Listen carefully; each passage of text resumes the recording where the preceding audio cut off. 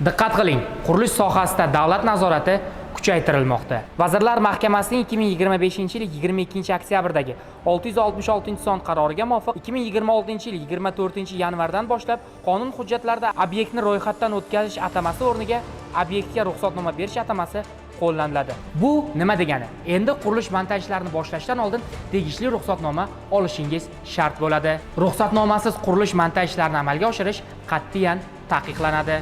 Qonun talablariga rioya qilmagan shaxslar javobgarlikka tortiladi.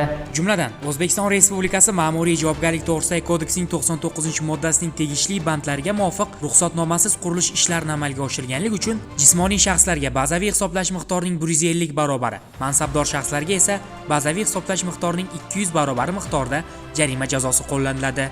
E'tibor bering, agar mazkur huquqbuzarlik ma'muriy jazo qo'llanilgandan so'ng 1 yil ichida takror sodir etilsa, O'zbekiston Respublikasi Jinoyat kodeksining 229-prim 3 moddasiga muvofiq 2 yilgacha axloq tuzatish ishlari yoki 1 yildan 3 yilgacha ozodlikdan cheklash yoki 1 yildan 3 yilgacha ozodlikdan mahrum qilish jazosi qo'llaniladi.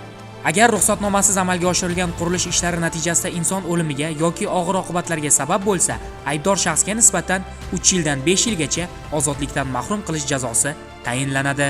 Qonunchilik hujjatlarida nazarda tutilgan qurilish sohasidagi ruxsat berish tartib-tamoyillariga rioya qilmagan holda qurilish ishlari boshlanganda qurilish montaj ishlarini to'xtatib qo'yish yoki buzdirish ishlarini amalga oshirish to'g'risidagi da'vo bilan sudga murojaat qilish uchun asos bo'ladi.